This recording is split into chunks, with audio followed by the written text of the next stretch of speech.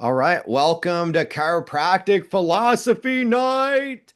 So, this is one of my favorite things to talk about. This gets me spizzed up. This gets me fired up. So, if I get a little bit excited this evening, I'm not mad. I'm just having a good time and passionate about what we get to do. I remember in chiropractic school when I started hearing and learning about chiropractic philosophy for the first time, and I was like, yes, I chose the right profession.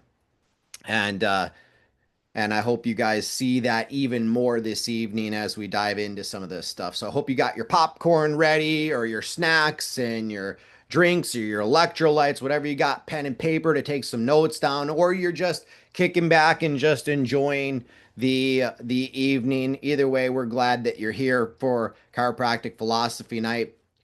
And I want to start off a little bit with the history of chiropractic. And this dates back to 1895 in Davenport, Iowa. We've got D.D. Palmer and Harvey Lillard. So get this. This story is amazing. So D.D. Palmer was a magnetic healer, and he knew all this stuff about the body and studied anatomy and physiology. And then he met a janitor named Harvey Lillard, and Harvey Lillard stooped down and felt a pop in his neck. And when he felt that pop, ever since that day, he went deaf. And then he met D.D. Palmer, and he had him look at him in his office, and he saw the misplaced vertebrae, and he adjusted that vertebrae.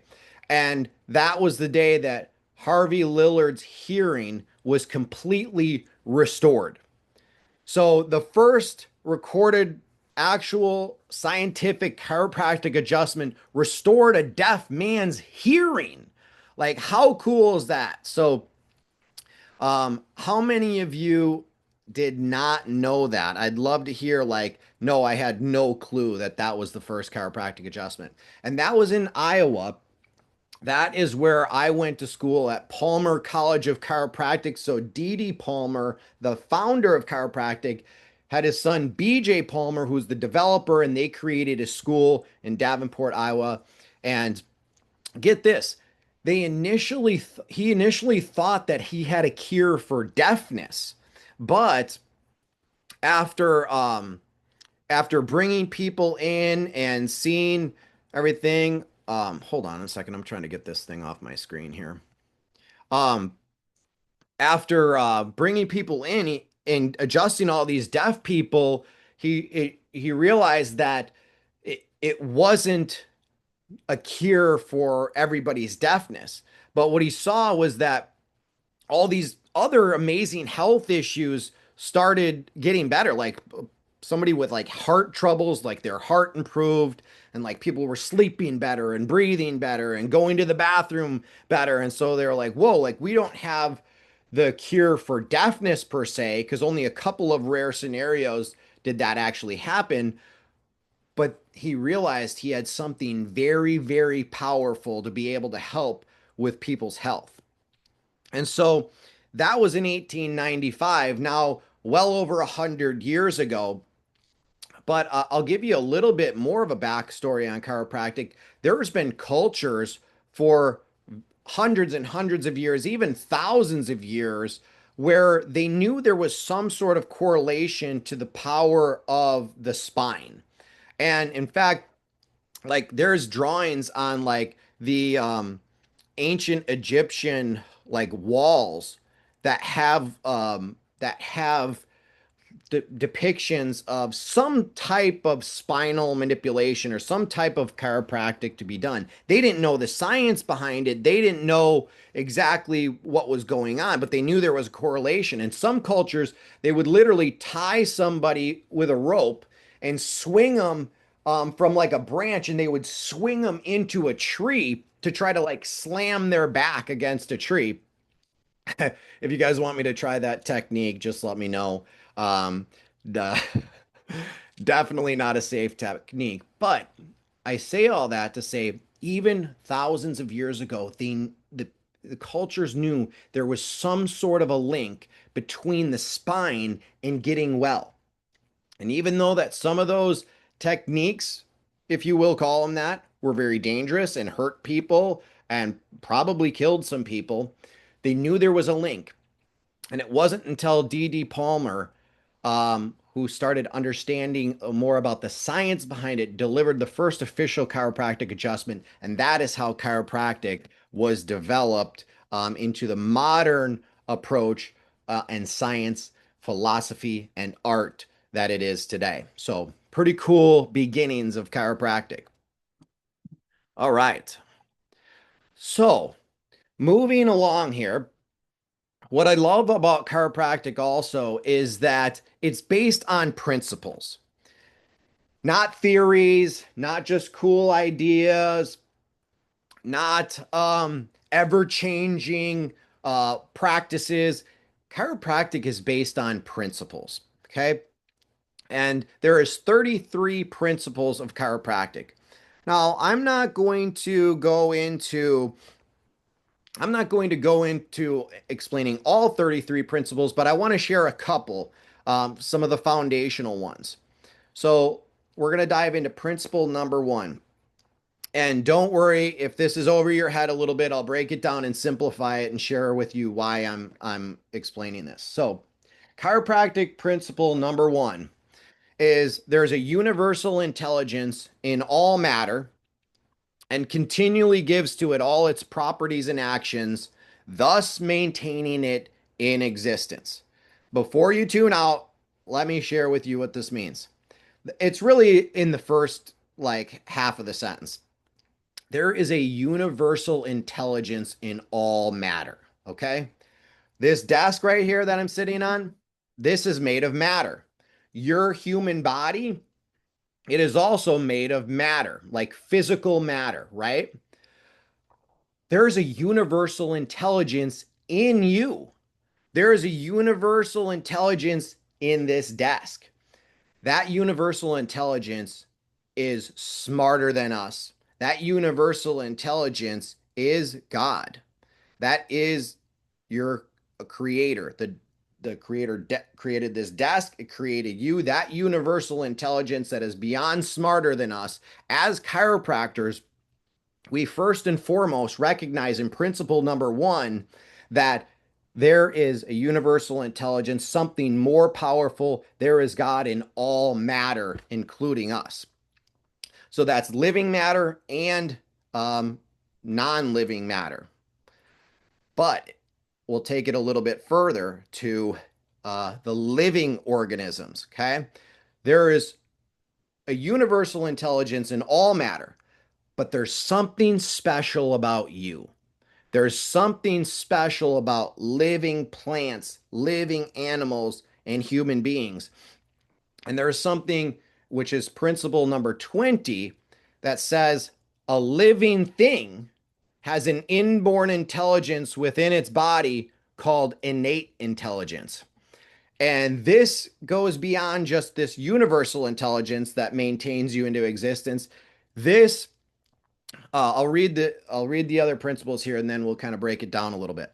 The mission of innate intelligence is to maintain the material of the body of a living thing in active organization. And I'll skip down to 23. The function of innate intelligence is to adapt universal forces and matter for use in the body so that all parts of the body will have a coordinated action for mutual benefit. Okay, what does that mean? That means that God put the most amazing power inside of your body that is always working for your benefit. That innate intelligence is able to adapt to external environmental factors like the temperature, like the weather, like heat and cold, like stressors, and it's able to adapt to those so that you can survive. It adapts so that the parts of your body will have a coordinated action for your benefit to help you. The innate intelligence inside of you is always trying to adapt to help you survive and thrive. And that's what's so cool is first and foremost, chiropractic, we acknowledge that God is in you and that that healing power inside of a living being is called innate intelligence. It's running you, it's governing you, it's maintaining you, and it's helping you adapt to survive. And that's what makes you special about being a living being. So, with that being said, as chiropractors, we want to work with that healing power. We don't want to work against it. We don't want to ignore it. Number one, we acknowledge it that that healing power is there in every person and human being. And then we want to then being the best doctor that we can be, we want to work with that healing power. How cool is that? Yeah. So that's starting off with some principles. And that's cool about principles, they don't change. Chiropractic started in 1895, well over 100 years ago. They don't they don't waver. They're more, in fact, principles as time goes on, they're more true every day that time goes on. They become more true because they've just proven themselves over and over and over. These are laws of life. And the cool thing about laws is they don't change. So you can work with the laws of nature and reap the benefits, or you can break the laws of nature and pay the consequences. You get to decide. But now that we know them, we can work with them or we can work against them. All right. So, speaking of that healing power, it works and it flows across your nervous system. God put the most amazing healing power inside of your brain. Your brain and nervous system controls every function in your body. So if you go to Grey's Anatomy, which is the foremost well respected um, reference on how the body works, Grey's Anatomy says that the nervous system con, uh, controls and coordinates every organ system. It controls and coordinates every system directly through the nervous system. So it controls everything. And that power flows from your brain down your spinal cord, across the nerves to every single cell in your body. For your heart to beat, for your lungs to breathe, for your food to digest, for your liver to work properly, for you to secrete insulin, for your sleep cycle to be regulated, for every function in your body to work, that power has to flow across the nervous system. And that's why we care about your spine. The reason that I care about your spine so much is because it's the thing that surrounds and protects this most important system. The spine surrounds and it protects your nervous system. So, just taking a step back, wouldn't it then make the most sense? Wouldn't it be an important thing? Wouldn't it be one of the most important things in your life, arguably? You can argue with me. I like to argue. But arguably, wouldn't it make sense if this is the most important system, that one of the most important things that you can do is to protect that system? I would say yes. And that's what taking care of your spine does. Healthy spine equals healthy nervous system. Unhealthy spine equals unhealthy nervous system. So, what is your spine supposed to look like? Well, as a general rule, from the front view, as you see this picture on the left, your spine has to be complete, it has to be straight from the front with your hips being level. And a lot of people know that because if your spine is crooked from the front, it's got this wavy curve. Does anybody know what that is? If somebody knows what that is, drop it in the chat. I'd love to hear a little trivia, a little chiropractic trivia tonight. If from the front view, looking straight on like this, if your spine is curved abnormally like this from the front, What is that called? I'm going to give you a virtual high five to the first person who types that word in the chat of what that condition is called. Oh, yes, it's called scoliosis. Karen, high five. You get an A for the day. And man, I feel like I got to give you some sort of a reward for that. But yes, that's called scoliosis, is an abnormal curvature from the front view. From the side view, though, it's supposed to have three normal curves.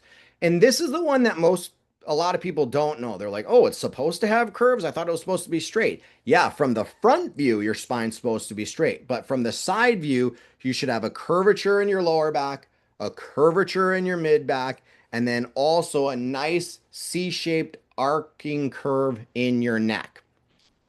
Now, I'm just giving you a little bit of backstory, but this picture in the middle here, this doesn't actually show, it says normal, but this doesn't really show a good curvature in the neck. When you search normal anatomy pictures on the internet, every single one of them does a terrible job depicting what a normal neck curve looks like. Like a lot of them will get the back curve and the mid back curve right. But like, look at this neck.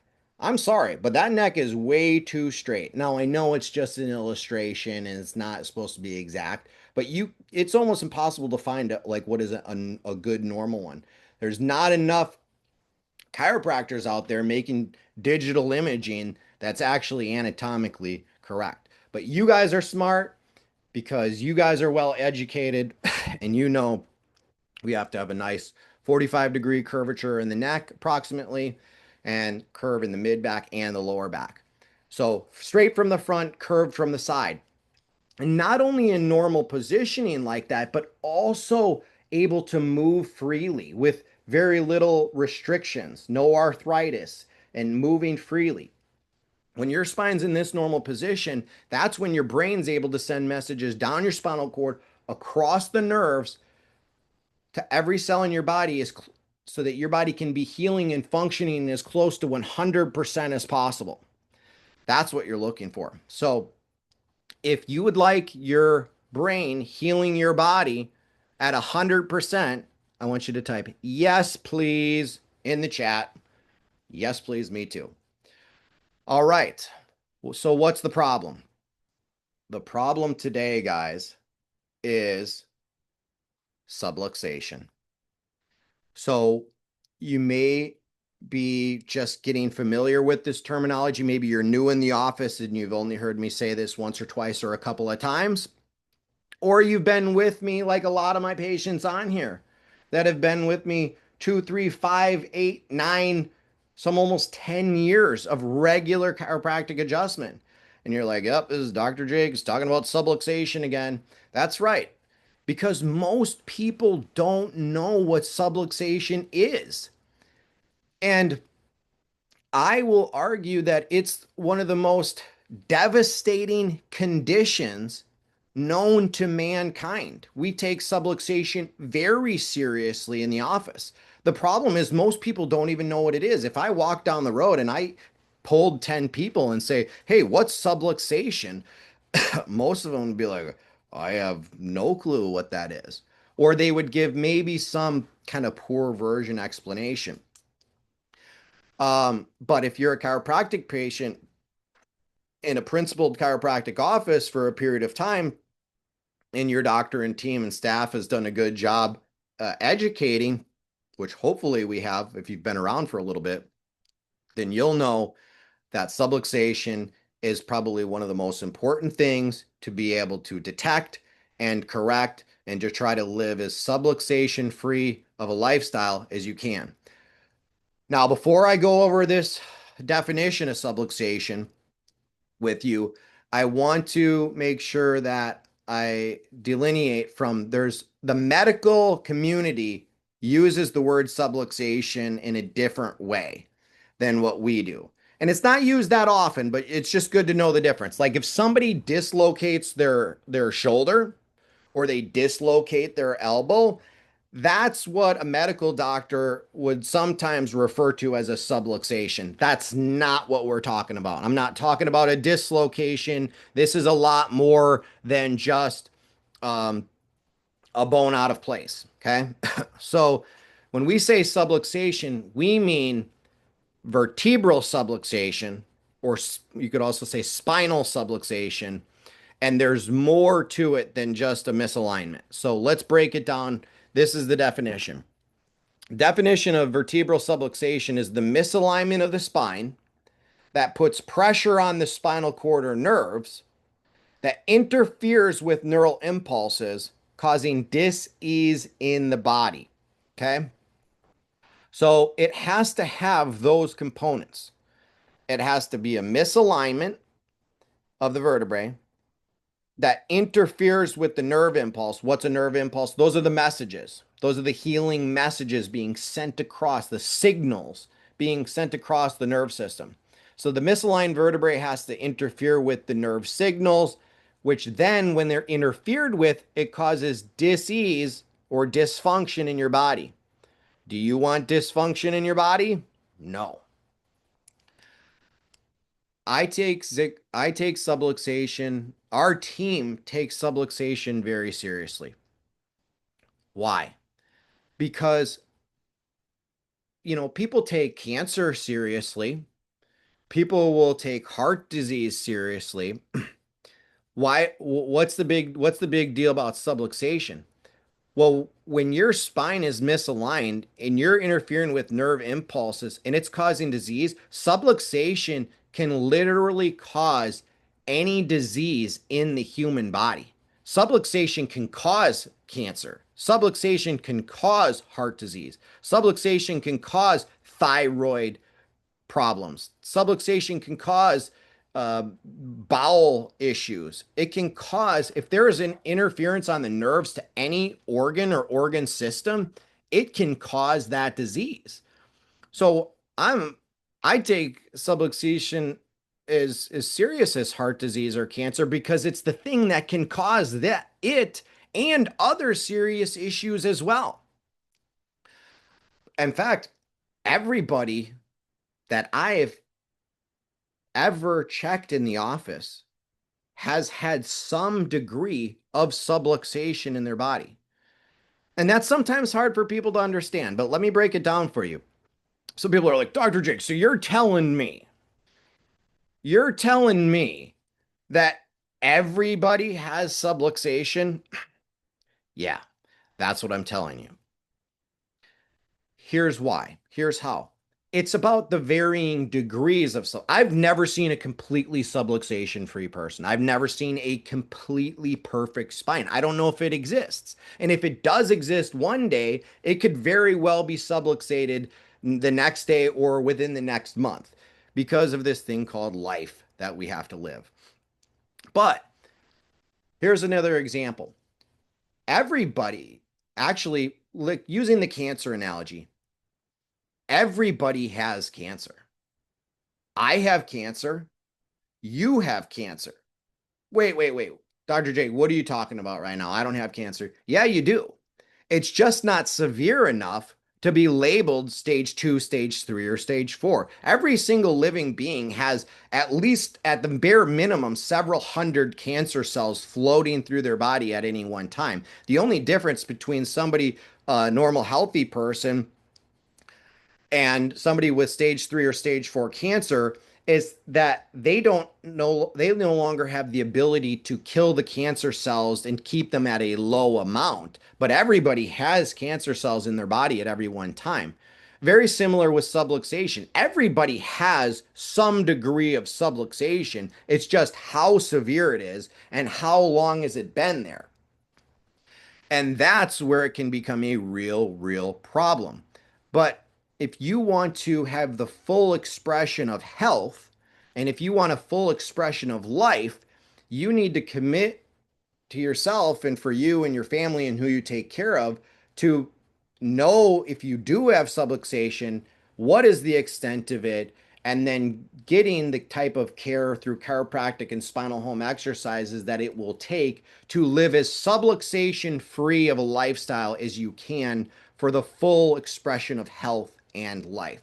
So, as chiropractors, our main job, if we're doing it right and we're doing what we're supposed to be doing and teaching you guys, our job is to detect and correct spinal subluxation. So hopefully you guys you can understand. We got some yes, we got some yes please. We got some more yes pleases because we got people on here tonight that want to live as healthy as they possibly can. That's me too. So I'll repeat it one more time before we move on. Subluxation is the misalignment of the spine that puts pressure on the nerves or spinal cord that interferes with neural impulses, causing dis-ease in the body. All right. If you don't know the problem, how can you fix it? You can't. That's why we talk about subluxation. Subluxation is the problem that we are trying to fix. And it's an ongoing effort. All right. What causes subluxation? That's another good question. So we looked at what a normal healthy spine is supposed to look like, why it's so important, and then we looked at the problem, which is subluxation. So let's talk about what causes subluxation. And what causes subluxation? The three T's. I want you to write the three T's. Drop three T's in the chat tonight because I'm going to ask somebody this coming week when you come in for your adjustment or whenever you're in next. I'm going to be doing a random quiz here. And if you are on, I'm going to ask you what causes subluxation. And I want to hear you guys tell me the three T's. So, what are the three T's? Well, the first T, thoughts. Okay. This is the one that probably confuses people the most, at least at the beginning. This is something that D.D. Palmer called autosuggestion. And this is literally the things that you're telling yourself. So your negative thoughts and negative thought patterns that you have, the amount of worry that you cause yourself or stress or just the negative words that you're speaking to yourself or thinking is actually one of the primary causes of spinal subluxation. If you're stressed out, if you're worried, if you're saying negative things about yourself, then, or holding anger, bitterness, resentment, those types of thoughts, they cause you to be in a state of stress. It affects your musculature, it affects your ligaments. It then, therefore, will compensate the spine. The spine and nervous system will adapt, and it literally can cause subluxation by your thoughts. So, what you think matters. And it actually, if you have negative thought patterns and you're aware of, it could literally be causing some of the health conditions, pain, or diseases that you're experiencing by your thought life. So that is the first T of the three T's is your thoughts. The next one is more widely known and understood, which is the traumas. Okay, this is the things people understand. Like, okay, what can cause subluxation? Car accidents, slips and falls, concussions. Those are work injuries, right? A lot of people understand the accidents. But then there's another part of it, and these are micro traumas. So the other ones, car accidents, that's a big trauma, right? The other ones that play just as big of a role, just take longer, are the micro traumas. This is poor posture, like poor sleeping positions, sitting on a computer all the time, texting on your cell phone with your head down all the time. These repetitive stressors that you do over and over and over again. Maybe at work, you lift a box and you pick it up and you turn to the right and you set it down and you do the same repetitive motion one sided for 20 years. Okay. These repetitive stressors are traumas that can absolutely misalign your spine and cause subluxation.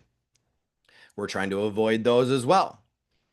Chiropractors are not exempt from that. Unfortunately, chiropractic itself, adjusting the spine, is repetitive action. Pushing, it's a very physical job, and a lot of chiropractors, they don't work both sides of the table. They don't use both hands as evenly as they possibly can. So unfortunately, you'll see a lot of crooked chiropractors that are not practicing what they're preaching to patients. So that's why I adjust from both sides of the table. I use my left hand and my right hand, and there's times where I'm making sure I'm trying to stay as balanced as I can. So, traumas. The third T of the three T's is toxins. Yes, these are chemical stressors. And one of the biggest culprits today is pharmaceutical drugs, literally prescription drugs that you might be taking to manage a disease or manage a condition have chemical side effects that are altering the state of your body and creating subluxation in your spine. So prescription drugs, of course, recreational drugs. I mean, I think most people can understand, things like, heroin, meth, cocaine. These are absolutely really toxic to the body and can create issues. But I mean, alcohol. Alcohol is a big stressor on the body, excessive caffeine. And one that I didn't put on here that I wished I would have is food.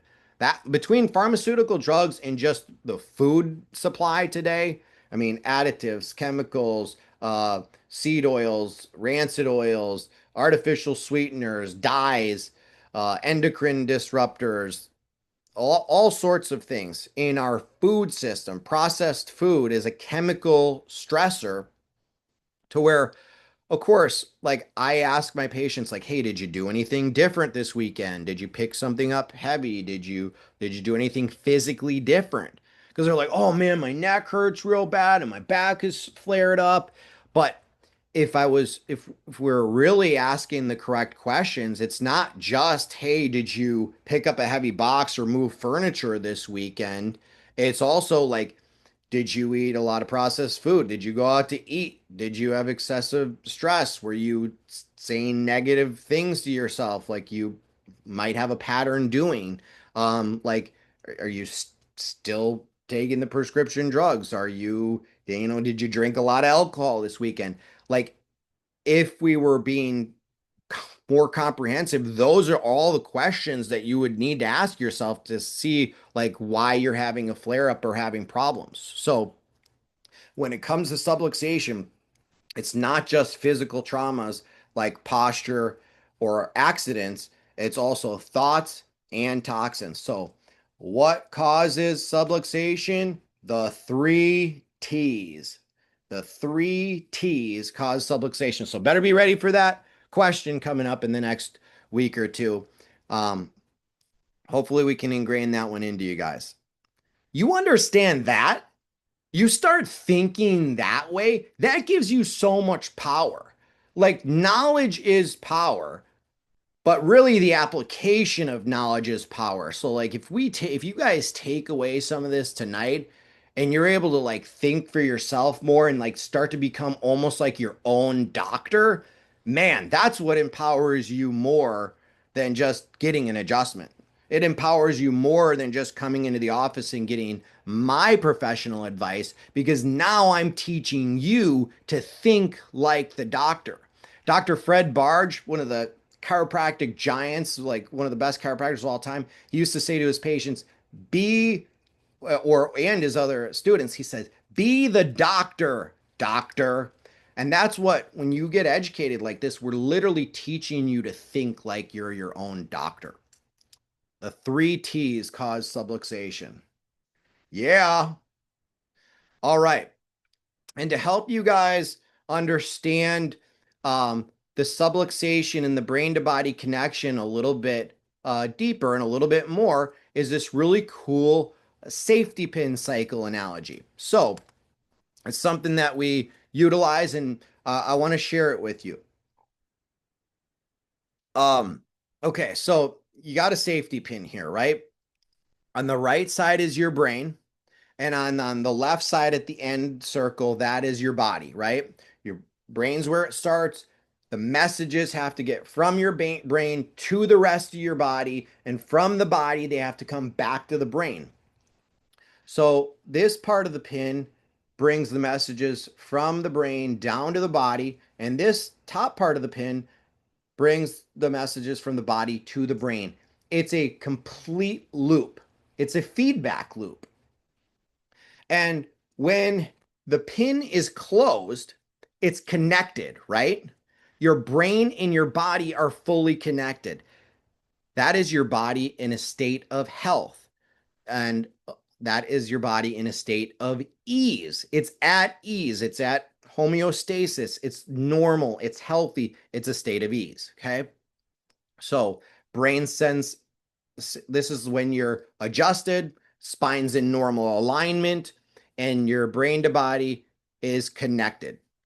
However, when you have subluxation, we look down to the lower safety pin. When you have subluxation, this is like your safety pin is unhinged. When you unhinge the pin, the connection is broken or interfered with at the very least, right? So this is a subluxated spine. The misalignment of this pin is now sending abnormal signals. The messages aren't getting there at 100%. So brain to body, but the body back to brain connection is broken or interfered with. This is subluxation. You're disconnected, and you are now in a state of dis-ease. Hopefully somebody is hearing this for the first time, because there's disease, like you got Crohn's disease, you got heart disease, you got, kidney disease. What is disease? Disease is a state of not being at ease. It's not normal. So you can call it all sorts of fancy names that you want, but literally any disease in medicine is just a state of your body not functioning well. It's a state of dis-ease. When you see it that way and you understand it that way, it gives you a whole different perspective on your health. So I love sharing this safety pin cycle. It's an easy way to for even just your lay person to explain the principle, one of the principles of chiropractic, with just using a simple safety pin. All right. So a couple more topics that we're going to hit this evening is the difference between vitalistic health and mechanistic viewpoint on health. So on the left-hand side, you can see that chiropractic falls into this vitalistic model of health, and allopathic medicine, the medical model, which is Western medicine, this takes a more mechanistic view. So I'm going to read this for you, and then we'll talk a little bit about it. The vitalistic model of health, which includes chiropractic, is a holistic approach that views the body as having an inherent ability to heal itself. It can heal itself, driven by a vital force of energy. That's that healing power that we talked about. That's that innate intelligence. This model emphasizes supporting the body's natural healing processes rather than solely focusing on treating symptoms. Vitalistic practitioners, chiropractors, believe that health is a state of balance and illness arises when this balance is disrupted. Okay? We look at the whole picture, we look at the whole person physically. Remember, we looked at the 3 T's. That's chemicals, that's physical traumas, that's chemical stress, even your thoughts. So we're looking at the whole person, using a way of deductive reasoning to see how everything works together. We want to get to the cause of problems. Then conversely, mechanism, or this mechanistic view, is looking at living organisms. Like, it looks at the human body like complex machines governed by the same physical and chemical laws as non-living systems. So, what that means is that mechanism looks at humans. They don't acknowledge the healing power of the body. They don't acknowledge God in the body or the healing power or its innate ability to adapt and heal itself. And so let's try to give an example here. Um, so if you look at the body like a machine, you're just trying to fix a part, right? So let's say this lever on this machine is broken, and or like this lever, okay, this lever on a machine is not working, so we're getting X result and it's not functioning properly, right? Um, that's like and then so we're just going to replace the lever, or we're going to give something to this, like we'll jockey this up so that it holds the lever up so that it can do its job, right? Or replace the lever. That's kind of how medicine looks at it. But like, let's say it's the take that analogy and apply it to the human body.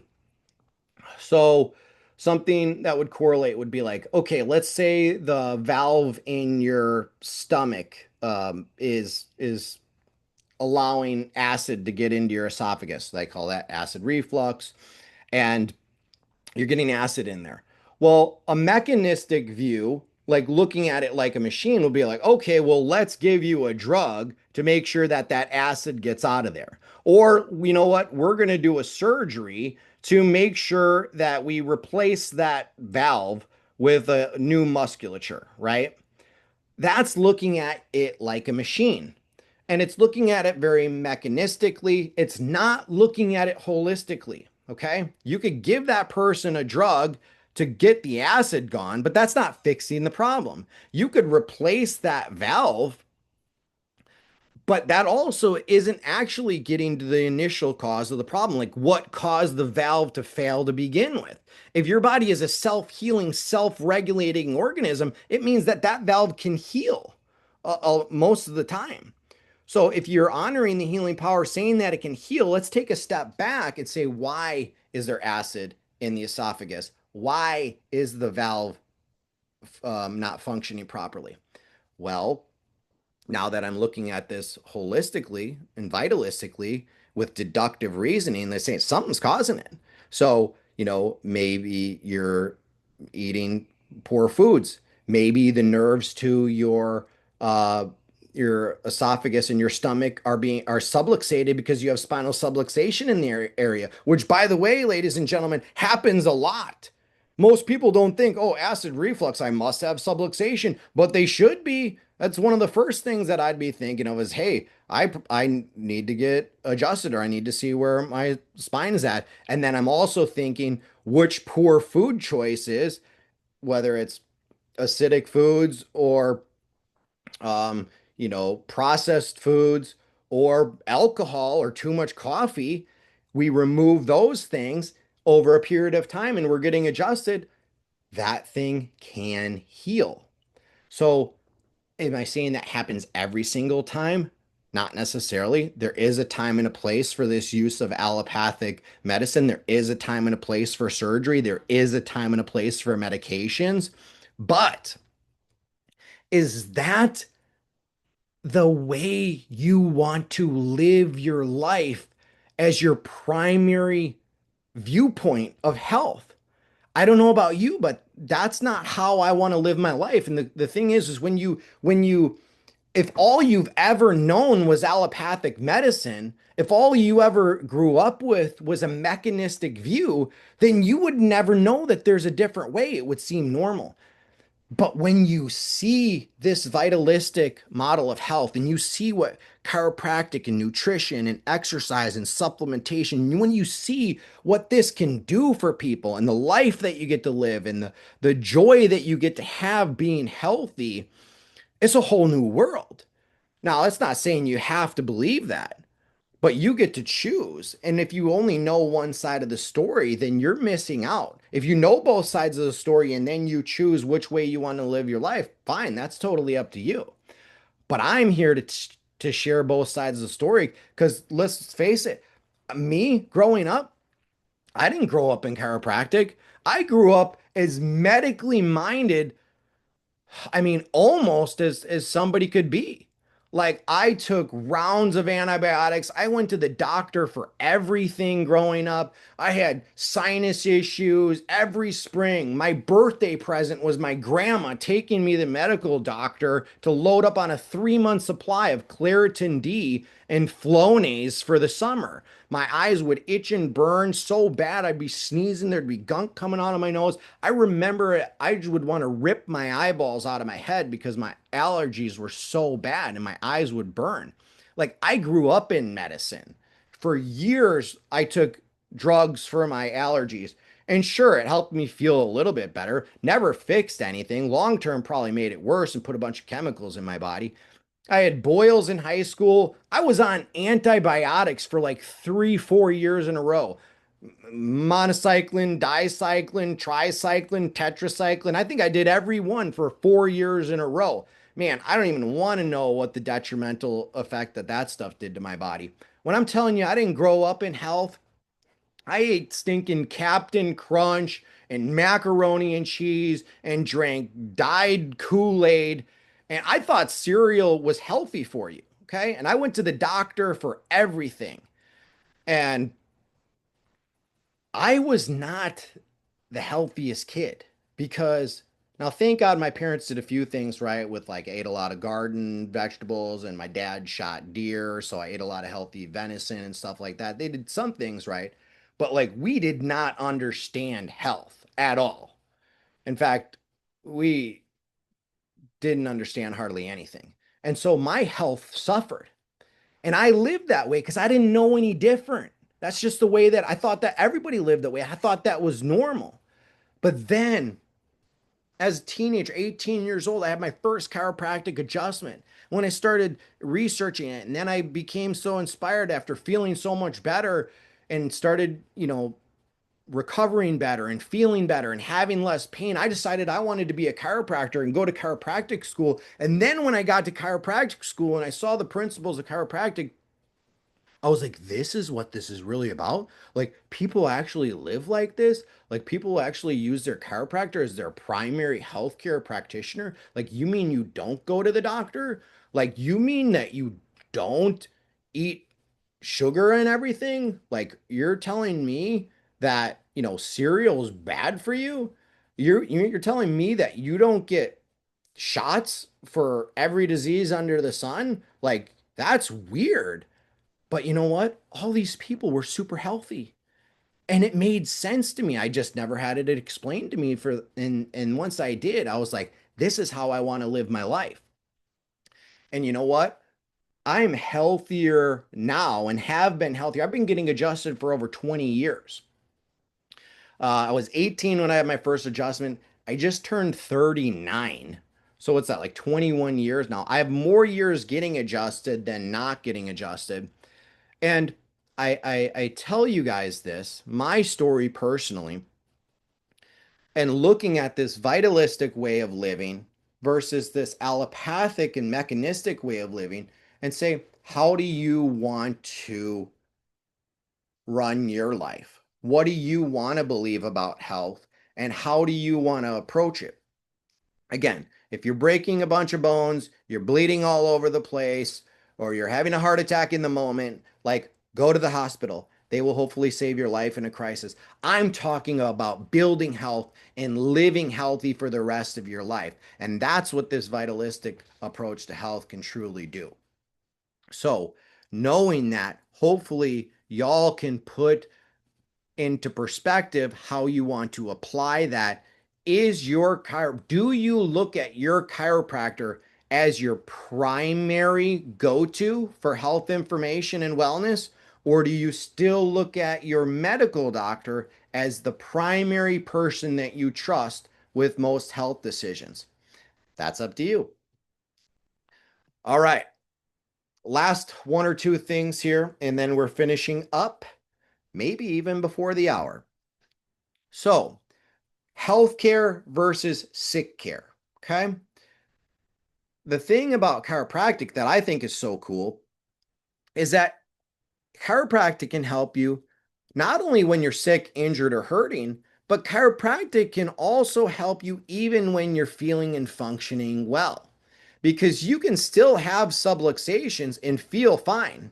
You can still have subluxations and still be functioning at 95%. You might not be functioning at 100%, but you're functioning at 95%.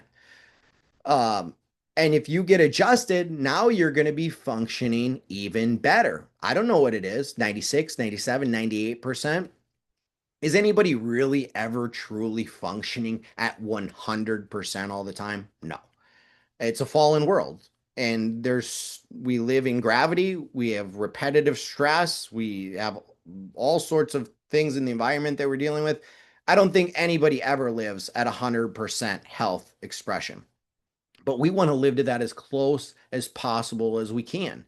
So chiropractic can help you not only when you're at 10%, 20%, 30% and you feel horrible, but it can even help you when you feel totally fine because it's helping you build health in your body. That's healthcare. If healthcare is something that you can do even for healthy people and it will make you healthier and better and prevent problems from happening, sick care, that's modern medicine today. Like, would you go to the doctor if you were completely healthy, your blood pressure was normal, your tests were all normal, you had no pain and no problems? If you went to the doctor and said, "Hey, doc, medical doc, I'm healthy, I feel fine, I'm just here to see what you can give me to be healthier," they're going to think you're crazy because you don't go. That proves it right there. Like, they don't have anything that they can give you that will make you a healthier person.